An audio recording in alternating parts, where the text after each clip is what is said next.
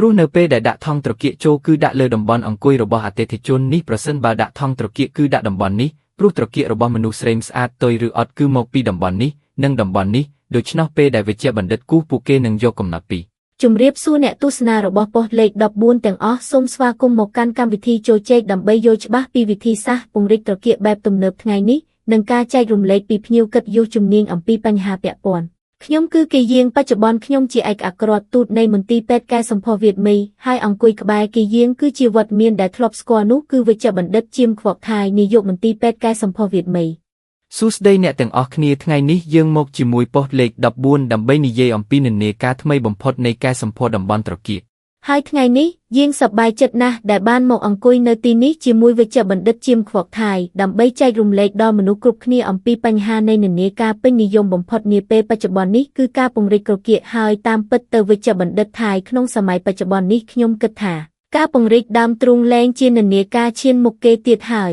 យោងតាមការស្ទង់មតិថ្មីនេះទាំងបុរសនិងស្ត្រីហាក់ដូចជាចូលចិត្តមានត្រគាកមូលខ្លំនិងតឹងណែនតើត្រូវឬទេតាមគំនិតរបស់ខ្ញុំបានធ្វើការវះកាត់កែសម្ផស្សនេះយូរមកហើយនិន្នាការត្រគាកក្នុងពិភពលោកគឺវៀតណាមតែងតែដើរក្រោយកាលពី10ឆ្នាំមុនពិភពលោកចូលចិត្តអំពីដើមទ្រូងប៉ុន្តែ10ឆ្នាំចុងក្រោយនេះបែរជាចូលចិត្តត្រគាកទៅវិញនៅប្រទេសវៀតណាមចាប់ពី10ឆ្នាំមកនេះគេតែងតែចូលចិត្តដើមទ្រូងប៉ុន្តែឥឡូវនេះជាមួយនឹងនិន្នាការថ្មីវៀតណាមបានដើរតាមនិន្នាការពិភពលោកហើយចាប់ផ្ដើមពង្រីកត្រគាកនឹងធ្វើឲ្យស្ត្រីកាន់តែសិចស៊ីនិងតាក់ទាញបន្ថែមទៀតដើម្បីធ្វើឲ្យរាងកាយរបស់ពួកគេស្រស់ស្អាតខ្លាំងណាស់មានអ្នកនៅបរទេសភាគច្រើនមិនត្រូវការដើមទ្រូងទេពួកគេចូលចិត្តត្រគាកកង់មូលពេញស្អាតណាស់ហើយពួកគេមានអារម្មណ៍ថាមនុស្សស្រីដែលមានត្រគាកមូលពេញមានភាពតាក់ទាញខ្លាំងនិន្នាការនេះបានចាប់ផ្ដើមលេចឡើងក្នុងប្រទេសវៀតណាមក្នុងរយៈពេល2ឆ្នាំកន្លងមកនេះតាមពិតទៅខ្ញុំក៏ជាមនុស្សម្នាក់ដែលចូលចិត្តម៉ូដនិងស្រឡាញ់ម៉ូដដែរខ្ញុំក៏តាមដានការបង្ហាញម៉ូដជាច្រើនជុំវិញពិភពលោកជាពិសេសកម្មវិធី Victoria's Secret ខ្ញុំឃើញថាអ្នកដើរម៉ូដនៅក្នុងនោះភាគច្រើនជាមនុស្សដែលមានដើមទ្រូងតូចសមល្មមប៉ុន្តែជាពិសេសធ្វើឲ្យទស្សនិកជននៅខាងក្រោមឬធ្វើឲ្យទស្សនិកជនជុំវិញពិភពលោកចាប់អារម្មណ៍ខ្លាំងបំផុតចំពោះចំណុចតាក់ទាញបំផុតនៅលើដងខ្លួនរបស់ពួកគេគឺមានត្រគាកតឹងមូលនិងពេញខ្ញុំឃើញថានិន្នាការពិភពលោកជាយូរយារណាស់មកហើយគឺនារីដែលស្រស់ស្អាតមិនមែនជានារីដែលមានដើមទ្រូងធំនោះទេប៉ុន្តែនារីដ៏ស្រស់ស្អាតម្នាក់មានត្រគាកមូលពេញនិងតាក់ទាញតាមដែលខ្ញុំដឹងដើម្បីបានត្រគាកស្អាតបែបនោះពួកគេត្រូវឆ្លងកាត់របបហាត់ប្រាណដ៏តឹងរ៉ឹងនិងរបបអាហារដ៏តឹងរ៉ឹងមិនដឹងថាចំពោះវិធីសាស្ត្រកែសម្ផស្សទំនើបនាពេលបច្ចុប្បន្ននេះតើមានវិធីណាពិសេសសម្រាប់ត្រគាកទេនិយាយពីត្រគាកនិន្នាការកំពុងពេញនិយមខ្លាំងនៅប្រទេសវៀតណាមឥឡូវនេះជាទូទៅនៅវៀតណាមឬអាស៊ីជាទូទៅនិន្នាការនៅអាស៊ីនិងវៀតណាមគឺដូចគ្នាពោលគឺនារីស្រស់ស្អាតត្រូវតែមានដើមទ្រូងស្អាតចង្កេះតូចនិងត្រគាកកង់ស្អាតខ្លាំងនៅភាគខាងលិចគេមិនសំខាន់ដើមទ្រូងប៉ុន្តែនៅអាស៊ីដើមទ្រូងគឺសំខាន់ណាស់នៅអាស៊ីដើមទ្រូងនៅតែសំខាន់ប៉ុន្តែឥឡូវនេះពួកគេបានបង្កើតនិន្នាការមួយដែលពួកគេធ្វើតាមដូចជានាឡិកាខ្សាច់ដែលមានរាងអក្សរ S ជាមួយនឹងដើមទ្រូងធំស្អាតនិងចង្កេះតូចនិងត្រគាកកង់នោះហើយជានិន្នាការនៅអាស៊ីសូម្បីតែនៅប្រទេសជប៉ុនឬកូរ៉េក៏ចូលចិត្តត្រគាកនិងដើមទ្រូងឲ្យសមនិងស្រស់ស្អាតផងដែរនៅពេលនោះពួកគេមានអារម្មណ៍ថាប្រសិនបើដើមទ្រូងរបស់ពួកគេធំហើយត្រគាករបស់ពួកគេមិនធំវាមិនមានតុល្យភាពហើយវាមិនមានភាពតាក់ទាញនោះទេដូច្នេះឥឡូវនេះនិន្នាការគឺចង់បានទាំងដើមទ្រូងនិងត្រគាកដ៏ស្រស់ស្អាតឥឡូវនេះខ្ញុំឃើញការផ្សាយពាណិជ្ជកម្មជាច្រើនសម្រាប់ត្រគាកប៉ុន្តែពិតជាមានត្រឹមតែ3វិធីសាស្ត្រប៉ុណ្ណោះហើយវិធីទី1គឺការបូមខ្លាញ់របស់ខ្លួនផ្ទាល់ហើយចាក់បញ្ចូលត្រគាកគឺជាវិធីសាស្ត្រមួយទី2គឺការដាក់ថង់ត្រគាកដាក់ថង់ត្រគាកត្រូវហើយដូចជាដាក់ថង់សដនចឹងគឺដាក់ថង់ត្រគាកវានឹងមានច្រើនប្រភេទផ្សេងគ្នាហើយវានឹងមានច្រើនទំហំផ្សេងគ្នាត្រូវហើយពិតប្រាកដវិធីសាស្ត្រទី3គឺអ្វីលោកគ្រូវិធីទី3គឺប្រើ Pivler ដែលប្រើស្រដៀងនឹង Pivler ចាក់ចូលច្រមុះចង្កាឥឡូវគេចាក់ចូលត្រគាកវ៉ាវមានវិធីសាស្ត្រទំនើបជាច្រើនសម្រាប់កែសម្ផស្សត្រគាកនាពេលបច្ចុប្បន្ននេះហើយតាមពិតខ្ញុំឃើញថាមានច្រើនជាងការពង្រីកដើមទ្រូងមែនទេដោយសារខ្ញុំឃើញថាការពង្រីកដើមទ្រូងមានវិធីតែមួយគត់ដែលហាក់ដូចជាការដាក់ថង់ដើមទ្រូងប៉ុណ្ណោះប៉ុន្តែសម្រាប់ការពង្រីកត្រគាកមាន3វិធីគឺទី1គឺការពង្រីកត្រគាកដោយខ្លាញ់ខ្លួនឯងទី2គឺការដាក់ថង់និងទី3គឺការប្រើសារធាតុបំពេញដូច្នេះហើយពេលនេះដើម្បីឲ្យអ្នកទាំងអស់គ្នាអាចតាមដានបានកាន់តែច្បាស់យើងនឹងដើរតាមវិធីសាស្ត្រម្ដងមួយយើងនឹងវិភាគថាតើវាមានគុណសម្បត្តិគុណវិបត្តិនិងចំណុចខ្វះខាតអ្វីខ្លះដើម្បីឲ្យទស្សនិកជនបានយល់កាន់តែច្បាស់អញ្ចឹងយើងនឹងមកដល់វិធីទី1 តើវិជ្ជបណ្ឌិតអាចប្រាប់ទស្សនិកជនបានខ្លះថាគុណសម្បត្តិនិងគុណវិបត្តិនៃវិធីសាស្ត្រទី1គឺការចាក់ខ្លាញ់ផ្ទាល់ខ្លួនតើមានអ្វីខ្លះ មុននឹងខ្ញុំនិយាយខ្ញុំក៏ថាត្រគាកក៏ដូចដើមទ្រូងដែរព្រោះនិន្នាការចាស់គឺគ្រាន់តែដាក់ថង់ដើមទ្រូងឥឡូវក៏អញ្ចឹងដែរការវះកាត់កែដើមទ្រូងក៏មានការចាក់ខ្លាញ់ដើមទ្រូងនិងការចាក់សារធាតុបំពេញនិងភីវលើផងដែរ ក៏មានវិធីសាស្ត្របែបនេះដែរប៉ុន្តែដោយសារតែអ្នករាល់គ្នាច្រើនតែជ្រើសរើសដាក់ថង់សដន់មនុស្សជាច្រើននឹងមិនដឹងអំពីវិធីសាស្ត្រពីរផ្សេងទៀតនោះទេ ត្រូវហើយវាអស្ចារ្យហើយនៅត្រគាកគឺអស្ចារ្យបំផុតគឺបូមខ្លាញ់និងចាក់បញ្ចូលត្រគាកហេតុអ្វីវិធីសាស្ត្របូមខ្លាញ់ចាក់ត្រគាកអស្ចារ្យអញ្ចឹងដូចប្អូនជាមនុស្សស្រីគ្មានចង្កេះធំដូចមនុស្សត្រង់ដូចនំប៉័ងអញ្ចឹង ចង្កេះនំប៉័ង ប្រសិនបើអ្នកមានចង្កេះនំប៉័ងបន្ទាប់ពីមកកន្លែងខ្ញុំនឹងបូមខ្លាញ់ក្នុងពេលដែលបូមខ្លាញ់ហើយខ្ញុំនឹងយកខ្លាញ់នោះហើយផ្ទេរវាទៅត្រគាកអ្នកនោះនឹងមានចង្កេះតូចណាស់ឧទាហរណ៍ប្រសិនបើចង្កេះរបស់អ្នកគឺ70ពេលខ្ញុំបូមខ្លាញ់ហើយអ្នកនឹងមានចង្កេះ58ឧទាហរណ៍ប្រសិនបើត្រគាករបស់អ្នកត្រឹមតែ80ខ្ញុំនឹងបូមខ្លាញ់ទាំងអស់នោះចូលទៅក្នុងត្រគាករបស់អ្នកកាន់តែមានខ្លាញ់ច្រើនខ្ញុំនឹងបូមចូលត្រគាកកាន់តែស្អាតត្រគាកអ្នកនឹងបាន100 ជាទូទៅសម្រាប់អ្នកដែលចង់ធ្វើអ្នកកាន់តែថត់កាន់តែល្អមែនទេ កាន់តែល្អត្រូវហើយប៉ុន្តែចាក់បានច្រើនបំផុតពេលចាក់ខ្លាញ់ត្រគាកគឺត្រឹមតែ300ប៉ុណ្ណោះម្ខាងគឺ300 cc ប្រសិនបើ300 cc ខ្លាញ់ត្រគាកដើម្បីចាក់បញ្ចូលត្រគាកខ្លាញ់នោះត្រូវយកពីក្បាលពោះឬយកពីភ្លៅយកពីផ្នែកតំបន់ផ្សេងទៀត ធម្មតាក្បាលពោះទើបត្រូវ ក្បាលពោះទើបត្រូវ ហើយ ដូច្នេះបើត្រគាក300 cc តើក្បាលពោះត្រូវធំប៉ុណ្ណាទើបបាន300 cc ជាធម្មតាទំហំចង្កេះរបស់ប្អូនគួរតែមានទំហំ65ឬធំជាងនេះ លើសពី65 ត្រូវហើយទើបយើងយកខ្លាញ់ច្រើនដើម្បីយើងចាក់បញ្ចូលត្រគាក ប៉ុន្តែអ្វីដែលខ្ញុំសួរនៅទីនេះគឺប្រសិនបើយើងចង់យកបានខ្លាញ់300 cc ដើម្បីចាក់ចូលត្រគាកតើក្បាលពោះរបស់យើងត្រូវមានទំហំប៉ុណ្ណាទើបបានគ្រប់ជំនួយខ្លាញ់ប៉ុណ្ណោះ ជាទូទៅវាអាស្រ័យឧទាហរណ៍ប្រសិនបើចង្កេះរបស់ប្អូនមាន56 សង់ទីម៉ែត្រចង្កេះ65 សង់ទីម៉ែត្រនោះអ្នកមានខ្លាញ់ច្រើនហើយប្រសិនបើចង្កេះរបស់នារីចាប់ពី60 សង់ទីម៉ែត្រទៅ65 សង់ទីម៉ែត្រវាមានជាតិខ្លាញ់តិចវាអាស្រ័យលើចំនួនខ្លាញ់ វានៅអាស្រ័យលើទម្ងន់រាងកាយរបស់យើង ហើយ តើរាងកាយរបស់យើងយ៉ាងដូចម្ដេច ពេលនោះខ្ញុំយកប៉ុន្មានខ្ញុំនឹងប្រាប់ថាខ្ញុំយកប៉ុន្មានឲ្យប្អូនការបូមខ្លាញ់ចាក់បញ្ចូលពង្រីកត្រគាកគឺអស្ចារ្យណាស់អស្ចារ្យគឺយ៉ាងណាប្អូនដឹងថាត្រគាកស្អាតមិនមែននិយាយពីត្រគាកធំស្អាតទេតែត្រូវមានកម្រិតកោងត្រង់ចង្កេះដូចនាឡិកាខ្សាច់អញ្ចឹងវាកោងចូលហើយចេញទើបស្អាតការបូមខ្លាញ់ចាក់បញ្ចូលត្រគាកនឹងប្រៀបបាននឹងការឆ្លាក់រូបរាងកាយមនុស្សស្រីយ៉ាងស្រស់ស្អាតតាមខ្សែកោងកន្លែងដែលត្រូវកោងខ្ញុំនឹងបូមវាឲ្យអស់ហើយកន្លែងណាដែលវាត្រូវធំគឺយើងចាក់បញ្ចូលវាបង្កើតជារាងកោងដូចរូបចម្លាក់នៅលើដងខ្លួនរបស់យើងនៅបរទេសការបូមខ្លាញ់ចាក់បញ្ចូលត្រគាកត្រូវបានគេហៅដូចជាការចម្លាក់សម្រាប់រាងកាយរបស់ស្ត្រី ត្រូវហើយវាមានន័យថាកន្លែងណាដែលយើងចង់ឲ្យវាតូចយើងនឹងបូមនៅទីនោះហើយកន្លែងណាដែលធំយើងនឹងចាក់បញ្ចូលនៅទីនោះ ត្រូវហើយបើនារីនោះចង់បានកម្រិតកោងដូចនាឡិកាយើងនឹងបង្កើតរាងហើយបូមនៅកន្លែងណាដែលឲ្យរាងកោងជាងគេហើយកន្លែងដែលត្រូវធំជាងនេះ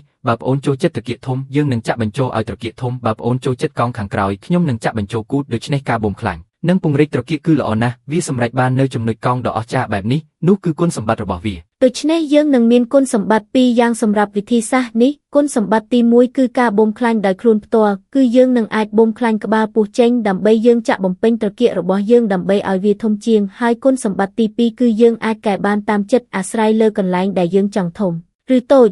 ផ្ដល់តុល្យភាពជាទូទៅគឺពង្រីកត្រគាកការបូមខ្លាញ់ត្រគាកនឹងមិនត្រឹមតែធ្វើឲ្យត្រគាកស្រស់ស្អាតប៉ុណ្ណោះទេថែមទាំងធ្វើឲ្យរាងកាយរបស់នាងស្រស់ស្អាតខ្លាំងណាស់ចង្កេះនិងត្រគាកនេះហើយដែលមានរាងនាឡិកាខ្សាច់ដូចនាងចង់បានទី3គឺពេលប្អូនបូមខ្លាញ់បំពេញត្រគាកតើវាមានគុណសម្បត្តិអ្វីនៅពេលដែលយើងចាក់ខ្លាញ់នោះចូលយើងមិនចាំបាច់ឈប់សម្រាកទេមិនចាំបាច់ឈប់សម្រាកទេព្រោះយើងចាក់ខ្លាញ់ចូលថ្ងៃស្អែកគាត់អាចអង្គុយបានស្រួលមិនចាំបាច់តំការអង្គុយការដេកទេដាក់ថង់ត្រគាកគឺប្អូនមិនអង្គុយក្នុង2សប្តាហ៍ការបូមខ្លាញ់បំពេញត្រគាកទើបតែបូមហើយគឺថ្ងៃស្អែកយើងអាចដើរបានធម្មតាស្រួលហើយប៉ុន្តែនៅក្នុងដំណើរការនោះតើយើងត្រូវពាក់អាវរឹបបង្កើតរាងទៀតមែនដូចជាពង្រីកដើមទ្រូងត្រូវអត់ ដេកផ្អៀងដេកផ្ងាឬអង្គុយនិយាយគ្នាដោយស្រួលដូចមនុស្សធម្មតាព្រោះនោះជាខ្លាញ់របស់យើងអស្ចារ្យណាស់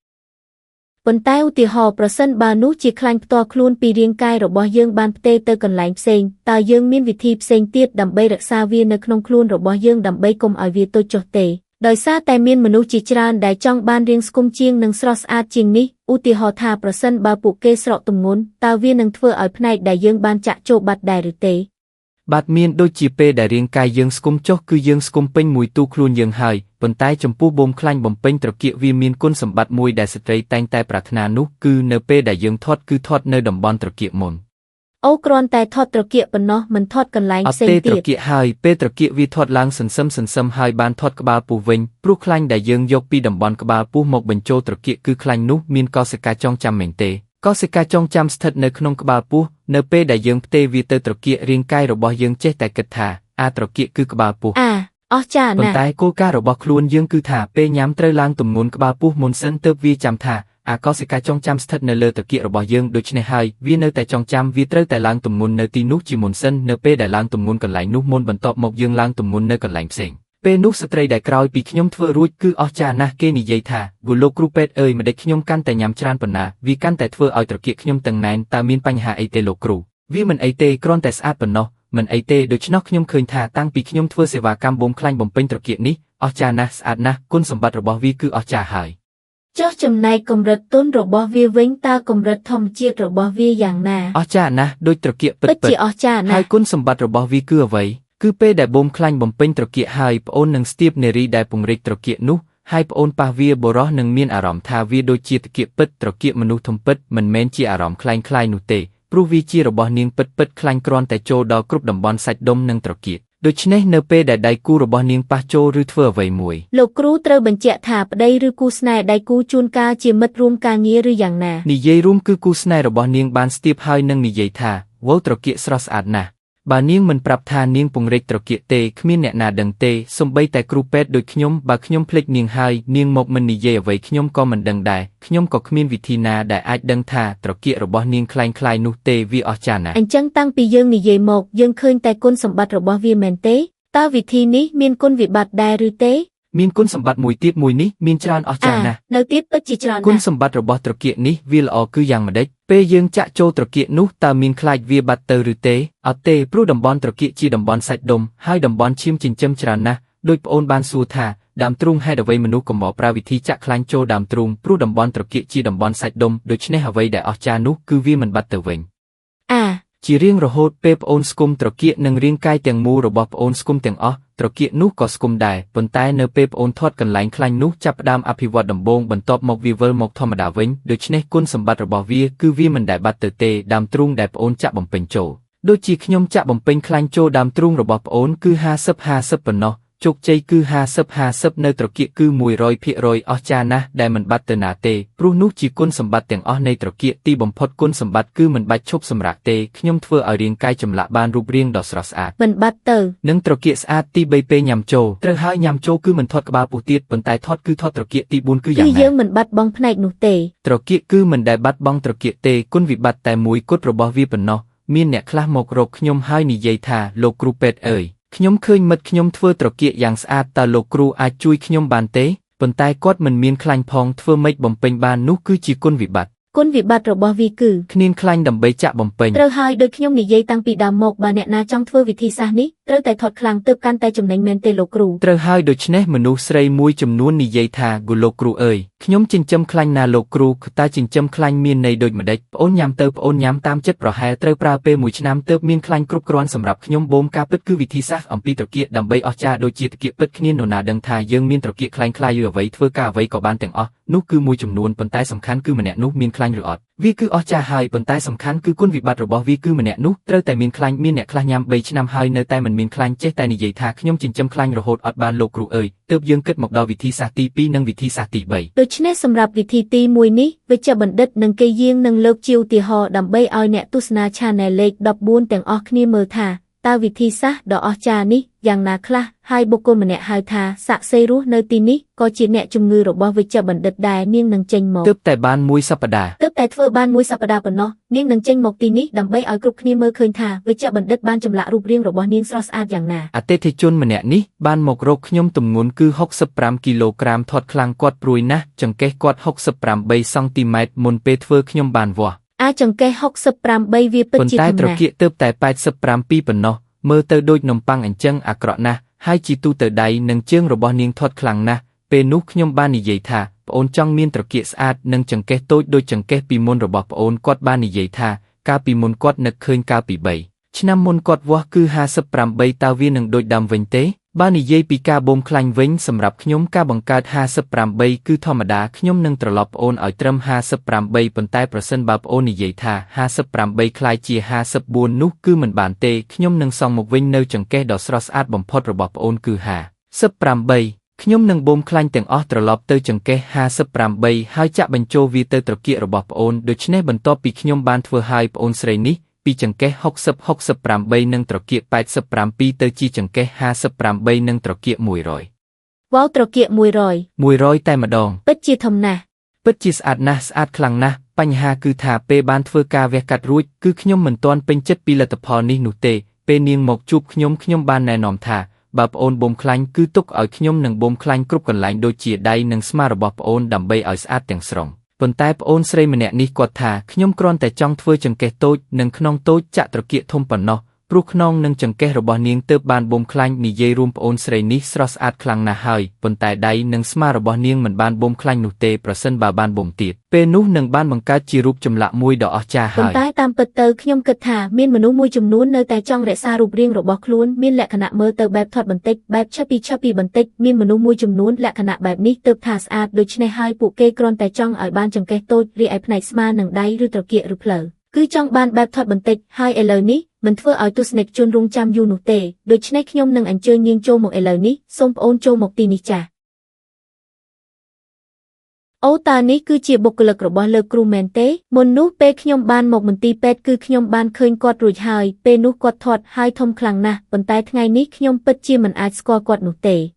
អស្ចារ្យណាស់មែនទេចាស់មែនហើយចង្កេះតូចខ្លាំងរីឯត្រគាកធំខ្លាំងណាស់អស្ចារ្យណាស់ឥឡូវនេះខ្ញុំនឹងនិយាយអំពីត្រគាកខ្ញុំឈរនៅទីនេះខ្ញុំនឹងនិយាយណាអូខេពិតជាស្អាតខ្លាំងណាស់តែពេលនេះខ្ញុំគិតថាវិជ្ជបណ្ឌិតថៃនឹងណែនាំដល់ទស្សនិកជនកំពុងតាមដានតោះយើងនឹងនិយាយទៅតាមជំហាននីមួយៗណាសូមលោកគ្រូប្រាប់ទស្សនិកជនពីរបៀបដែលលោកគ្រូបូមខ្លាញ់ឲ្យប្អូនស្រីហើយក្រោយនោះនិយាយពីរបៀបចាក់បំពេញចូលត្រគាករបស់គាត់ប្អូនស្រីម្នាក់នេះដូចជាខ្ញុំទើបតែបាននិយាយរួចហើយថាធាត់ខ្លាំងហើយចង្កេះធំនិងខ្នងមានខ្លាញ់ច្រើនខ្លាំងណាស់អ្នកនឹងឃើញថាប្អូនម្នាក់នេះទើបនឹងធ្វើបានមួយសប្តាហ៍ទើបមានស្នាមនៅខាងក្រោយពីកន្លែងដែលយើងបូមខ្លាញ់ខ្នងប្រសិនបើយើងបូមខ្លាញ់ក្បាលពោះនឹងមិនមានស្លាកស្នាមនេះទេប៉ុន្តែដោយសារតែខ្នងរបស់គាត់មានខ្លាញ់ច្រើនពេកក៏បានខ្ញុំបូមវាចេញសម្រាប់ខ្នងរបស់គាត់ប៉ុន្តែរឿងមួយដែលខ្ញុំថាស្ដាយនោះគឺស្មានិងដៃរបស់គាត់នៅតែធាត់ត្រូវហើយបើល្អប្អូនស្រីនេះត្រូវតែបានបូមកន្លែងនេះមិនចង់បូមកន្លែងនេះពេញចិត្តមូលត្រង់ត្រគាកគឺខ្ញុំគ្រាន់តែបូមខ្លាញ់ខ្នងនិងក្បាលពោះនិងចង្កេះប្អូនឃើញបងបង្កើតរាងនេះទេមានភាពកង់ស្អាត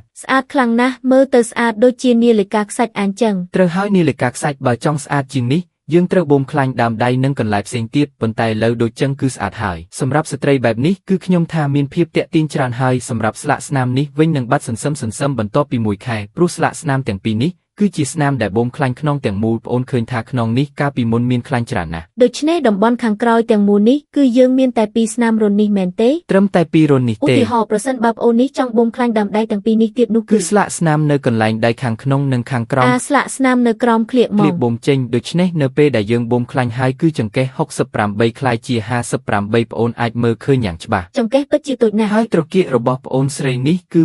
87ហើយត្រគាកឥឡូវនេះតូចណាស់ឥឡូវនេះត្រគាកគឺคล้ายជា99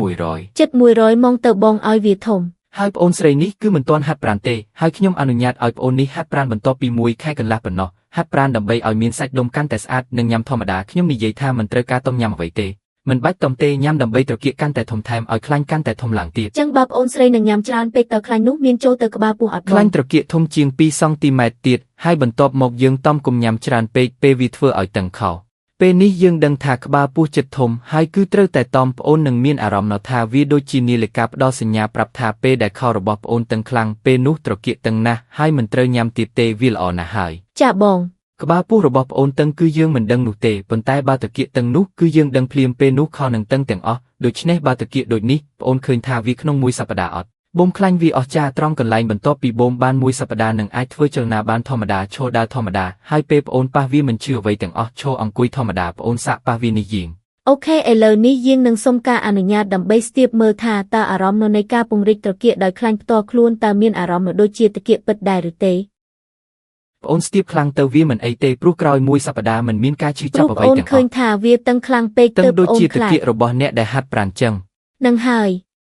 យមិនដូចជាត្រគាកមនុស្សទុនជ្រីទេអារម្មណ៍ពេលដែលយាងប៉ះត្រគាកនេះ ពិតជាមានអារម្មណ៍ធម្មជាតិគឺដូចជាតកៀករបស់មនុស្សដែលព្យាយាមហាត់ប្រាណអារម្មណ៍ពិតហើយវាមិនមានអារម្មណ៍ថាឃើញយើងដាក់ថង់នៅក្នុងនោះទេវានឹងមិនមានអារម្មណ៍ថាខុសពីធម្មជាតិអារម្មណ៍មិនធម្មជាតិឡើយពិតជាល្អណាស់ខ្ញុំនិយាយហើយថាបើអ្នកណាចង់បានត្រគាកស្អាតអ្នកគួរតែញ៉ាំឲ្យបានច្រើនដើម្បីឲ្យមានខ្លាញ់ច្រើនដើម្បីខ្ញុំបូមយកទៅបំពេញត្រគាករបស់ប្អូនហើយប្អូននឹងមានត្រគាកស្អាតជារៀងរហូតហើយមិនចាំបាច់បូមបំពេញម្ដងទៀតទេហើយពេលដែលប្អូនស្រក់ទម្ងន់គឺស្រក់ទាំងស្រុងហើយស្រកតែកន្លែងនេះបន្តិចពេលញ៉ាំនឹងធាត់ម្ដងទៀតហើយមានត្រគាកដ៏អស្ចារ្យហើយនេះពិតជាលើកទី1ដែលប្អូនបានដឹងពីវិធីសាស្ត្រកែសម្ផស្សនេះហើយខ្ញុំបានមកឈរនៅទីនេះនឹងធ្វើជាសាក្សីលើបានឃើញពីអ្នកជំងឺរបស់លោកវេជ្ជបណ្ឌិតថៃហើយខ្ញុំបានឃើញថាវាពិតជាអស្ចារ្យណាស់ដំបូងវានឹងធ្វើឲ្យចង្កេះរបស់យើងតូចជាងមុនទី2ខ្លាញ់ទាំងអស់ដែលយើងបានបូមចេញពីចង្កេះក្បាលពោះនិងខ្នងគ្រូពេទ្យនឹងចាក់បញ្ចូលបំពេញត្រគាករបស់យើងនៅតែមានស្នាមចំបន្តិចបន្តួចព្រោះយើងទើបតែធ្វើមួយសប្តាហ៍នឹងវានៅតែចំបន្តិចប្អូនឃើញអត់ចង្កេះពិតជាតូចខ្លាំងណាស់ពិតដូចជានាឡិកាខ្សាច់ហើយចង្កេះនេះមិនទាន់តូចទេមួយខែទៀតនឹងបង្រួមតូចទៀតវានៅបង្រួមតូចជាងនេះមែនទេបងអព្រះប្រហែលពាក់កណ្ដាលចំអាមដៃប៉ុណ្ណោះចង្កេះនឹងតូចជាងនេះប្អូនម្នាក់នេះសួរខ្ញុំថាលោកគ្រូថៃហើយចង្កេះខ្ញុំតូចពេកឥឡូវមើលទៅមានតុល្យឲ្យភាពឬអត់កាន់តែតូចកាន់តែស្អាតនាងខ្លាចចង្កេះតូចពេកព្រោះត្រគាកធំពេកហើយឥឡូវចង្កេះតូចពេកប៉ុន្តែខ្ញុំមានអារម្មណ៍ថាអញ្ចឹងគឺស្អាតណាស់មែនទេវាអស្ចារ្យណាស់ហើយមិនមានការឈឺចាប់អ្វីទេជាទូទៅវិធីសាស្ត្របូមខ្លាញ់របស់យើងឥឡូវអស្ចារ្យណាស់ដោយប្រើអ៊ុលត្រាសោនមិនឈឺអ្វីទាំងអស់គ្រាន់តែស្នាមចំបន្តិចប្អូនឃើញទេស្នាមចំបន្តិចហើយមានស្លាកស្នាមតូចដើម្បីបូមខ្លាញ់ប៉ុណ្ណោះសូមអរគុណប្អូនស្រីអរគុណប្អូនសូមអបអរសាទរប្អូនដែលមានរាងកាយគួរជាទីប្រាថ្នារបស់ស្ត្រីជាច្រើនប្អូនឈប់ផ្អៀងមកបន្តិចឲ្យអ្នកទាំងអស់គ្នាឃើញថាមូលខ្លំនៅពេលដែលយើងមើលទៅស្នាដៃរបស់លោកវេជ្ជបណ្ឌិតថៃខ្ញុំត្រូវតែទទួលស្គាល់ថាលោកវេជ្ជបណ្ឌិតថៃគឺជាមនុស្សដែលមានស្នាដៃដ៏ល្អនិងប៉ិនប្រសប់ព្រោះគាត់បានឆ្លាក់រូបចម្លាក់ដ៏យ៉ាងអស្ចារ្យនិងល្អទាំងស្រុងដូច្នេះឥឡូវនេះខ្ញុំនឹងចូលជែកជាមួយអ្នកជំងឺរបស់លោកវេជ្ជបណ្ឌិតថៃដើម្បីឲ្យដឹងថាប្អូនស្រីមានអារម្មណ៍យ៉ាងណាបន្ទាប់ពីមានរូបរាងកាយដ៏អស្ចារ្យបែបនេះអូខេចូលប្អូនត្រឡប់មកក្រោយបន្តិចណាសួស្ដីតើប្អូនឈ្មោះអ្វីដែរចាស់ឈ្មោះប្អូនគឺធើនេះគូជាធើចាស់អូខេជាដំបូងយើងក៏សូមអបអរសាទរដល់ធឺនៅពេលដែលធឺទទួលបានរាងកាយដ៏អស្ចារ្យដែលជាក្តីស្រមៃរបស់ស្ត្រីជាច្រើនដូច្នេះសំណួរដំបូងដែលយើងចង់សួរធឺគឺអារម្មណ៍របស់ខ្លួនបន្ទាប់ពីបានធ្វើរួចតើមានអារម្មណ៍ឈឺចាប់ឬអត់ហើយរហូតមកដល់ពេលនេះតើមានអារម្មណ៍ថាមានការផ្លាស់ប្ដូរនៅក្នុងរាងកាយរបស់ខ្លួនឬអត់ហើយតើប្អូនពេញចិត្តទាំងស្រុងជាមួយនឹងរាងកាយថ្មីនេះឬទេដំបូងឡើយខ្ញុំគិតថាការវះកាត់នេះនឹងឈឺចាប់ខ្លាំងប៉ុន្តែបន្ទាប់ពីឆ្លងកាត់ការវះកាត់នេះរួចខ្ញុំមានអារម្មណ៍ថាវាមិនដូចអ្វីដែលខ្ញុំគិតនោះទេប៉ុន្តែតាមពិតវាមានភាពងាយស្រួលខ្លាំងណាស់ខ្ញុំទើបតែធ្វើការវះកាត់បានប្រហែល8ឬ9ថ្ងៃប៉ុណ្ណោះប៉ុន្តែខ្ញុំមានអារម្មណ៍ថាសកម្មភាពប្រចាំថ្ងៃរបស់ខ្ញុំនៅតែធម្មតាខ្ញុំលែងមានអារម្មណ៍ឈឺចាប់ឬមិនស្រួលខ្លួនអ្វីទៀតហើយគឺវាគ្រាន់តែមានការឈឺចាប់តែប៉ុន្មានថ្ងៃដំបូងប៉ុណ្ណោះមែនទេបន្ទាប់មកនៅថ្ងៃទី2និងទី3វាឈប់ឈឺហើយឥឡូវនេះវាបាត់ទៅវិញទាំងស្រុងមែនទេចាត្រូវហើយបងដូច្នេះពេលឥឡូវនេះចង្កេះរបស់ប្អូនតូចជាងមុនអញ្ចឹងហើយត្រគាករបស់ប្អូនធំជាងមុនដូច្នេះតើប្អូនមានអារម្មណ៍សប្បាយចិត្តជាងមុនហើយវាពិតជាដូចអ្វីដែលប្អូនចង់បានឬទេចាខ្ញុំមានអារម្មណ៍សប្បាយចិត្តខ្លាំងណាស់រឿងដំបូងដែលខ្ញុំបានធ្វើបន្ទាប់ពីការវះកាត់គឺខ្ញុំត្រូវបដូរសម្លៀកបំពាក់ទាំងអស់ដូរខោអាវទាំងអស់គឺជាខោអាវទាំងអស់ដែលធ្លាប់តឹងចង្កេះឥឡូវបោះចោលទាំងអស់ព្រោះពេលនេះចង្កេះប្អូនតូចពេកស្លៀកនឹងធំច្រើនមែនទេចុះខោខូប៊ុយវិញខោខូប៊ុយតើប្អូនត្រូវបដូរទៅជាខោខូប៊ុយធំដែរឬទេ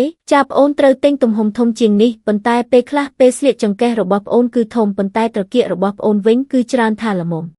ចឹងពិតជាការលំបាកដែរក្នុងការស្វែងរកសម្លៀកបំពាក់ដែលមានចង្កេះ58ប៉ុណ្ណោះប៉ុន្តែជាមួយនឹងត្រគាក100វាប្រហែលជាការពិបាកណាស់ខ្ញុំថាប្រហែលជាត្រូវដេរសម្លៀកបំពាក់ផ្ទាល់ខ្លួនហើយដូច្នេះឯលោកវេជ្ជបណ្ឌិតថៃតើលោកគ្រូមានអារម្មណ៍យ៉ាងណាដែរពេលឃើញការផ្លាស់ប្ដូររបស់អ្នកជំងឺហើយលោកគ្រូពេញចិត្តនឹងលទ្ធផលរបស់ខ្លួនយ៉ាងណាដែរពេលវេលាដ៏រីករាយបំផុតនៅពេលបងធ្វើការវះកាត់កែសម្ផស្សនេះគឺនៅពេលដែលគ្រប់គ្នាមកទីនេះហើយពួកគេតែងតែនិយាយថាគឺលោកគ្រូពេទ្យសូមធ្វើឲ្យប្អូនចង្កេះតូចនិងត្រគាកធំដើម្បីឲ្យប្អូនស្រស់ស្អាតផងណាហើយខ្ញុំនិយាយថាអូខេវាសាមញ្ញណាស់សម្រាប់ខ្ញុំប៉ុន្តែពេលខ្ញុំធ្វើរួចគ្រប់គ្នាត្អូញត្អែមកខ្ញុំថាគឺលោកគ្រូពេទ្យហេតុអ្វីបានជាចង្កេះខ្ញុំតូចហើយត្រគាកខ្ញុំធំម្លេះខ្ញុំគួរធ្វើអ្វីលើនេះហើយខ្ញុំសប្បាយចិត្តយ៉ាងខ្លាំងចំពោះពាក្យបណ្ដឹងនោះរាល់ពេលដែលមកម្ដងតែងតែថាធ្វើឲ្យខ្ញុំចង្កេះតូចហើយត្រគាកធំជាងនេះពេលដែលធ្វើហើយលោកវេជ្ជបណ្ឌិតអើយហេតុអ្វីចង្កេះខ្ញុំតូចហើយត្រគាកខ្ញុំធំម្លេះពេលនេះខ្ញុំរកអ្វីពាក់មិនបានប៉ុន្តែខ្ញុំសប្បាយចិត្តខ្លាំងណាស់ជាមួយនឹងការត្អូញត្អែនេះខ្ញុំសប្បាយចិត្តណាស់ដែលបានឬមនុស្សទាំងនេះនិយាយដោយរីករាយហើយខ្ញុំពិតជាពេញចិត្តវាព្រោះខ្ញុំមានអារម្មណ៍ថាចំពោះខ្ញុំជាគ្រូពេទ្យកែសម្ផស្សហើយពេលខ្ញុំមើលលទ្ធផលបែបនេះ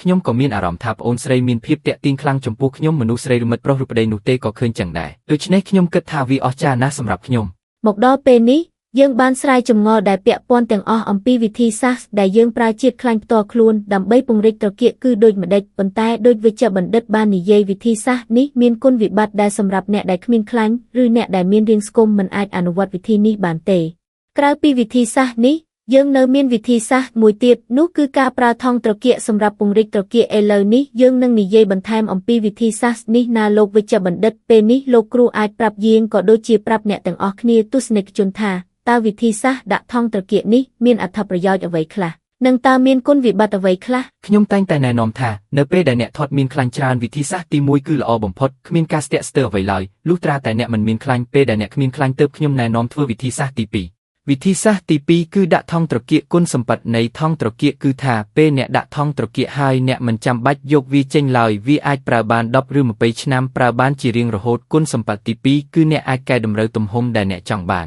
ដូចដែលអ្នកចង់ឲ្យត្រគាករបស់អ្នកមានទំហំតូចឬធំប៉ុណ្ណាគឺអាចកែបានងាយស្រួល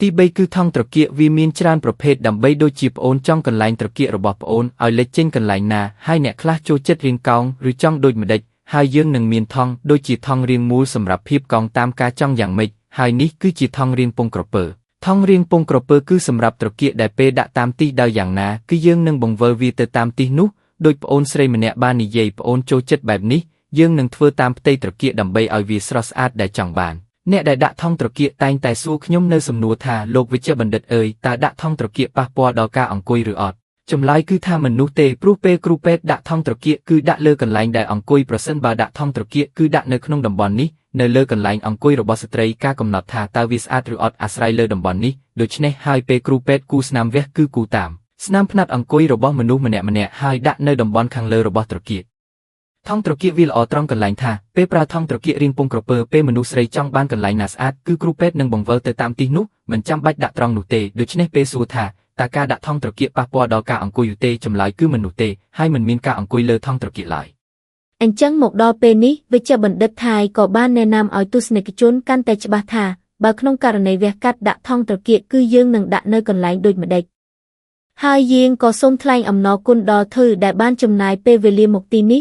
ដើម្បីឲ្យទស្សនិកជនទាំងអស់គ្នាយល់កាន់តែច្បាស់អំពីវិធីសាស្ត្រពង្រីកត្រគាកដោយខ្លាញ់ផ្ទាល់ខ្លួនហើយវិធីដាក់ថង់ត្រគាកគឺអនុវត្តយ៉ាងដូចម្ដេចហើយក៏សូមថ្លែងអំណរគុណយ៉ាងជ្រាលជ្រៅហើយយើងក៏សូមជូនពរដល់ប្អូនដែលទទួលបានរូបរាងកាយដ៏អស្ចារ្យបែបនេះជូនពរឲ្យប្អូននឹងទទួលបានជោគជ័យព្រមទាំងកាន់តែមានសុភមង្គលក្នុងជីវិតសូមអរគុណប្អូនច្រើនណាស់គុណសម្បត្តិនៃថង់ត្រគាកគឺយើងអាចដាក់តាមទំហំដែលចង់បានហើយអតិថិជនចង់ឲ្យធំកន្លែងណាគឺវេជ្ជបណ្ឌិតនឹងដាក់វាតាមការចង់បានរបស់អតិថិជននេះជាគុណសម្បត្តិរបស់វារីឯគុណវិបត្តិវិញគឺអ្នកពង្រីកត្រគាកត្រូវសម្រាកក្នុង2សប្តាហ៍អូចឹងត្រូវការសម្រាកក្នុងពេលវេលាដ៏យូរអូននឹងអាចដេកបានដេកផ្អៀងឬដេកផ្ងាអ្វីក៏បានប៉ុន្តែមិនអាចអង្គុយបានបើចង់អង្គុយត្រូវទិញខ្នើយដែលមានរន្ធនៅកណ្ដាលអង្គុយគឺដូចជាអង្គុយលើប៉ៅត្រូវអង្គុយបែបនេះកំឡុងពេល2សប្តាហ៍ហើយទៅកន្លែងណាក៏ត្រូវយកខ្នើយទ្រនាប់នេះជាមួយព្រោះយើងត្រូវអង្គុយបែបនេះដើម្បីកំណត់ទីតាំងដាក់ថង់គុំឲ្យថង់ត្រគាកមានការចលនាគឺបន្ទាប់ពី2សប្តាហ៍ប្អូនទើបអាចអង្គុយបានធម្មតាគុណវិបត្តិទី2របស់ដាក់ថង់ត្រគាកគឺជាអ្វីគឺស្នាមវះមានទីតាំងនៅជិតរន្ធគូតដូច្នេះមានលទ្ធភាពនឹងមានការឆ្លងមេរោគដូច្នេះអត្រានៃការឆ្លងមេរោគក៏មានពី1ទៅ2%ប្រសិនបើប្អូនសម្អាតមិនបានល្អដូច្នេះការដាក់ថង់ត្រគាកមានគុណវិបត្តិដូចនេះ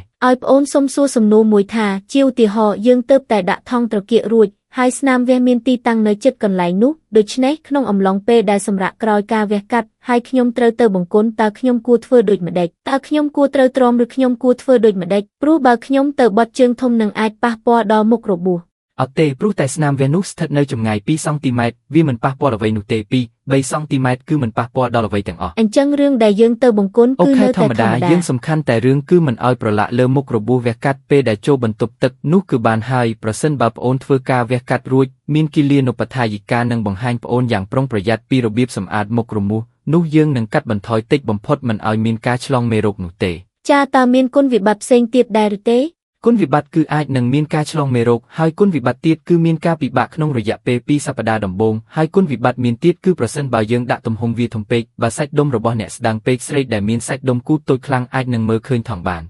នខ្ញុំបានដឹងពីករណីនេះករណីដែលថង់ដាក់ហើយតែមើលឃើញថង់មានន័យថាមើលឃើញស្នាមថង់លេចឡើងនៅលើត្រគាកនៅពីក្រៅមានស្នាមថង់យើងនឹងមើលឃើញយ៉ាងច្បាស់ប្រសិនបើយើងអង្គុយឬយើងធ្វើចលនាតាមរបៀបណាមួយអ្នកនឹងមើលឃើញវាច្បាស់ណាស់គ គុណវិបត្តិទាំងពីរនេះដោយសារមូលហេតុអ្វីដោយសារតែមានស្ត្រីខ្លះនិយាយថាគឺលោកគ្រូពេទ្យសូមធ្វើឲ្យវាធំជាងនេះទៅហើយខ្ញុំណែនាំថាអូប្អូនគ្រាន់តែធ្វើវាទំហំ300បានហើយដូច្នេះពេលដាក់350នឹងធ្វើឲ្យឃើញស្នាមថង់ទី2មានវិជ្ជបណ្ឌិតមួយចំនួនដែលដាក់ថង់នៅក្រោមស្បែកឬនៅក្រោមសាច់ដុំដែលមិននៅក្រោមសាច់ដុំទាំងស្រុងប៉ុន្តែនៅក្រោមសរសៃពួរដូច្នេះវានឹងអាចមើលឃើញស្នាមថង់និយាយទៅមានមូលហេតុជាច្រើនធ្វើឲ្យមានបញ្ហានេះប៉ុន្តែប្រសិនបើបានធ្វើដោយវិជ្ជបណ្ឌិតដែលមានបទពិសោធន៍ដែលដាក់ថង់ទាំងស្រុងនៅក្រោមសាច់ដុំក្នុងសាច់ដុំនិងដាក់ទំហំថង់ត្រឹមត្រូវគឺនឹងមិនកើតមានបញ្ហានេះទេ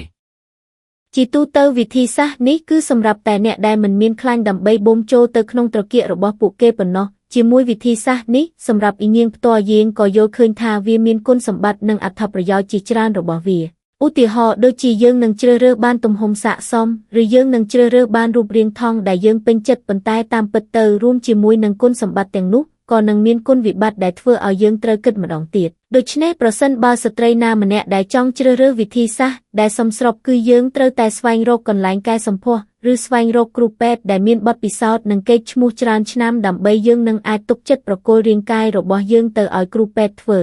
នៅលើកមុនយើងក៏បាននិយាយអំពីគ្រប់ប្រភេទនៃថង់សូដនដើម្បីពង្រីកដើមទ្រូងនៅក្នុងថ្ងៃនេះប្អូនក៏មានសំណួរមួយសម្រាប់វិជ្ជបណ្ឌិតផងដែរសម្រាប់ពង្រីកត្រគាកតើយើងមានប្រភេទថង់ដើម្បីដាក់ត្រគាកយ៉ាងដូចម្ដេចហើយក្នុងករណីដែលមានការប៉ះទង្គិចខ្លាំងឬមានវត្ថុមុតស្រួចប៉ះពាល់តើថង់ត្រគាកទាំងនេះនឹងរងផលប៉ះពាល់អ្វីទេតើវិជ្ជបណ្ឌិតអាចណែនាំដល់មនុស្សគ្រប់គ្នាបានទេ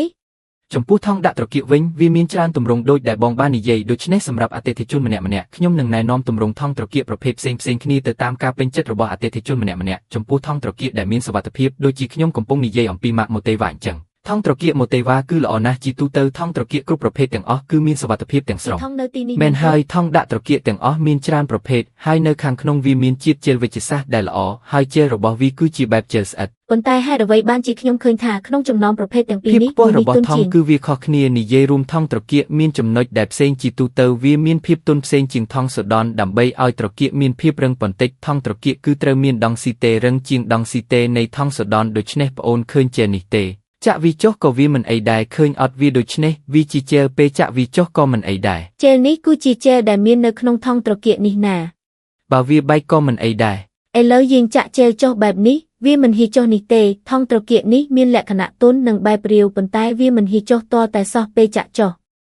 ហើយឥឡូវនេះយើងគិតថាគឺជាផ្នែកដ៏ទាក់ទាញមួយនិងគួរឲ្យចាប់អារម្មណ៍បំផុតដែលមនុស្សគ្រប់គ្នាចង់រង់ចាំមើលពេលឥឡូវនេះលោកវិជ្ជបណ្ឌិតថៃនឹងបង្ហាញពីផលប៉ះពាល់ដ៏ខ្លាំងតាមរបៀបផ្សេងគ្នាពីវត្ថុដូចជាញួរឬវត្ថុមុតស្រួចដូចជាម្ជុលឬកាំបិតដើម្បីធ្វើការប៉ះពាល់ដល់ថង់ត្រគាកទាំងនេះហើយបន្ទាប់មកយើងអាចមើលឃើញពីរបៀបដែលវាផ្លាស់ប្ដូរនៅពេលដែលថង់ត្រគាកទាំងនេះរងផលប៉ះពាល់សូមអញ្ជើញលោកគ្រូពេទ្យដូចដែលមនុស្សគ្រប់គ្នាដឹងស្រាប់ហើយថាត្រគាកមានផលប៉ះពាល់ដ៏ច្រើនការអង្គុយចុះហើយពេលខ្លះទៅម៉ាសាគឺត្រូវអ្នកម៉ាសាឈរពីលើហើយលោតលើគូត្រគាកទាំងអស់គឺប្រើកម្លាំងខ្លាំងហើយពេលខ្លះវីត្រគាកឬការប្រដាល់គឺត្រគាកត្រូវទ្រាំនឹងកម្លាំងដ៏ខ្លាំងឥឡូវនេះខ្ញុំនឹងបញ្ជាក់ឲ្យប្អូនឃើញឥឡូវនេះខ្ញុំមានម៉ាស៊ីនមួយនេះគឺជាម៉ាស៊ីនម៉ាសាឯកទេសសម្រាប់អ្នកកីឡាអាជីពទៀតផងសាច់ដុំរបស់ពួកគេរឹងមាំណាស់ពួកគេនឹងប្រើម៉ាស៊ីននេះឥឡូវនេះប្អូនឃើញអត់អ្នកកីឡាមានសាច់ដុំរឹងមាំគឺប្រើម៉ាស៊ីននេះប្អូនឃើញអត់ថាម៉ាស៊ីននេះវាខ្លាំងយ៉ាងណាឲ្យខ្ញុំសាកផងខ្ញុំនឹងបង្ហាញឲ្យប្អូនឃើញថាវាខ្លាំងយ៉ាងណាតើប្អូនឃើញទេវាមិនអីនេះទេពេលយើងសង្កត់វាកម្លាំងគឺខ្លាំងណាស់ហើយយើងនៅមានស្រទាប់សាច់ដុំមួយទៀតនៅពីលើគ្មានបញ្ហាអ្វីទាំងអស់គ្មានបញ្ហាអ្វីទាំងអស់ប្អូនឃើញថាវារឹងមាំប៉ុណ្ណានេះវាពូកែខ្លាំងណាស់តើប្អូនឃើញទេពេលសង្កត់លើដៃគឺវាឈឺខ្លាំងណាស់ហើយឥឡូវនេះប្អូនឃើញទេពេលសង្កត់ខ្លាំងគឺស្រោមថង់នេះនៅដដែលដូច្នេះហើយខ្ញុំនិយាយថាស្រោមថង់នេះគឺរឹងមាំណាស់ឥឡូវចូលយើងប្រើវត្ថុធ្ងន់ជាងនេះទៅបងអូខេធ្ងន់ជាងនេះឥឡូវយើងប្រើញញួរទៅបងអូខេញញួរឥឡូវនេះខ្ញុំនឹងប្រើញញួរដើម្បីសាកល្បងរីឯបន្ទះនេះគឺសម្រាប់ការពារចាប់ទុកថាដូចជាស្រទាប់សាច់ដុំនិងស្បែករបស់យើងចឹងដូចជារូបភាពពិតអញ្ចឹងឥឡូវនេះបងនឹងប្រើញញួរដើម្បីវាឲ្យខ្លាំងជាងនេះទៅបងវាម្ដងទៀតនេះគឺជាញញួរ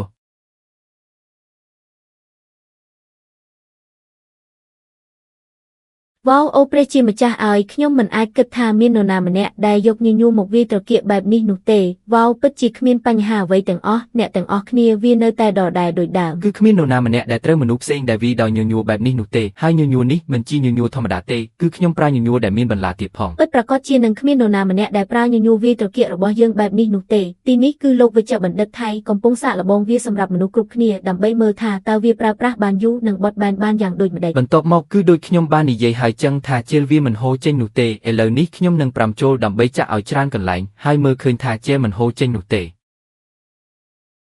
ឥឡូវគ្រូពេទ្យថៃនឹង5ចូលចាក់ណាអ្នកទាំងអស់គ្នាចាក់ធ្លុះទៅចំហៀងខាងនោះប្អូនឃើញទេប្អូនច្របាច់ខ្លាំងទៅប្អូនអត់អីនោះទេ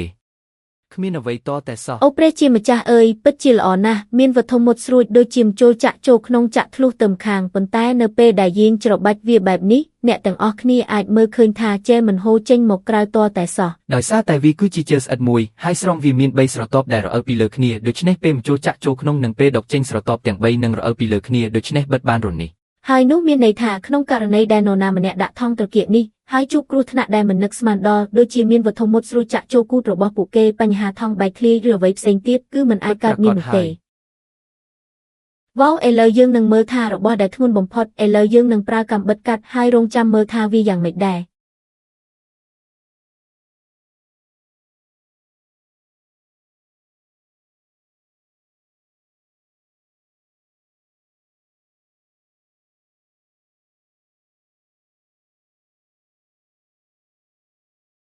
នេះហើយអ្នកទាំងអស់គ្នានេះគឺជាថង់សូដនបន្ទាប់ពីត្រូវលោកគ្រូពេទ្យថៃបានប្រើកាំបិតមុតស្រួចមួយដើម្បីកាត់វាជាពីរអ្នកទាំងអស់គ្នាអាចមើលឃើញថាស្រទាប់ជែលនៅខាងក្នុងមិនហូរចេញតតែសោះក្នុងករណីប្រសិនបើវាត្រូវបានបំបែកជាពីរវានឹងត្រូវបានបែងចែកជាពីរផ្នែកប៉ុណ្ណោះប៉ុន្តែវានឹងមិនហូរចេញឬមានសារធាតុរាវណាមួយដែលហូរចេញនោះទេវាមានសុវត្ថិភាពទាំងស្រុងមានសុវត្ថិភាពទាំងស្រុងស្រទាប់ជែលនេះគឺមិនអាចហូរចេញតតែសោះឬមានបញ្ហាអ្វីនោះទេវានៅតែស្ថិតក្នុងសភាពដើមរបស់វាអញ្ចឹង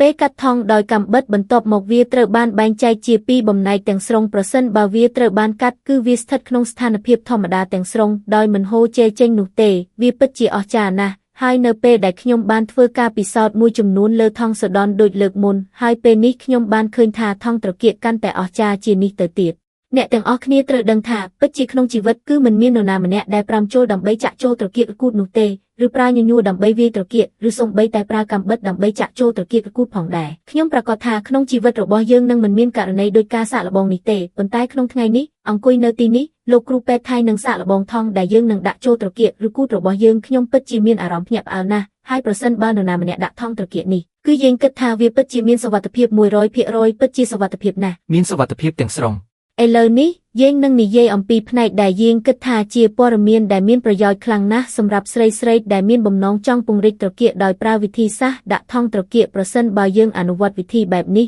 តើយើងគួរជៀសវាងអ្វីខ្លះហើយនឹងស្ថានភាពសុខភាពរបស់អតិថិជនតម្រូវឲ្យយ៉ាងណាតើលោកគ្រូពេទ្យអាចចែករំលែកជាមួយអ្នកទាំងអស់គ្នាបានឬទេជាទូទៅខ្ញុំបាននិយាយហើយថាការពង្រីកត្រគាកគឺសាមញ្ញណាស់អ្នកគ្រាន់តែមកតេស្តឈាមតេស្តសុខភាពហើយបន្ទាប់ពីធ្វើរួចប្អូនសម្រាប់កុំធ្វើការងារធ្ងន់ៗមិនអង្គុយក្នុងរយៈពេល2សប្តាហ៍ដំបូងរីឯដេកនិងឈរគឺធម្មតាហើយនឹងមិនធ្វើការងារធ្ងន់ៗរយៈពេល1ខែដំបូងមិនរត់ហាត់ប្រាណគឺនឹងទទួលបានជោគជ័យហើយញ៉ាំអាហារធម្មតាទៅបង្គន់អីធម្មតាការទៅបត់ជើងគឺអត់មានបញ្ហាអីទេយើងព្រួយបារម្ភតែថាគឺត្រូវសម្អាតឲ្យបានល្អនិងធ្វើតាមការណែនាំរបស់គីលានុបថៃកានិងវិជ្ជបណ្ឌិតនោះគឺយើងនឹងមានសុវត្ថិភាពទាំងស្រុងចាអូខេលោកគ្រូពេទ្យចឹងយើងនិងលោកវិជ្ជបណ្ឌិតថៃបានចែករំលែកជាមួយអ្នកទាំងអស់គ្នានៅព័ត៌មានពាក់ព័ន្ធអំពីវិធីសាស្ត្រទាំងពីរវិធីសាស្ត្រដែលយើងពង្រីកត្រគាកយ៉ាងណាហើយវិធីសាស្ត្រទី1គឺប្រើខ្លាញ់ផ្ទាល់ខ្លួនចាក់ត្រគាកវិធីសាស្ត្រទី2គឺយើងប្រើថង់ត្រគាកប៉ុន្តែចំពោះវិធីសាស្ត្រទី3គឺយើងប្រើ Pivlerតើវិជ្ជបណ្ឌិតអាចចែករំលែកជាមួយអ្នកទាំងអស់គ្នាបានទេថាសម្រាប់វិធីសាស្ត្រទី3ពង្រីកត្រគាកដោយប្រើ Pivler នោះតើមិនដឹងថាវិជ្ជបណ្ឌិតអាចចែករំលែកដល់អ្នកទាំងអស់គ្នាបានទេថាចំពោះវិធីសាស្ត្រទី3ដោយប្រើ Pivler តើអ្នកណាគួរប្រើវិធីសាស្ត្រនេះ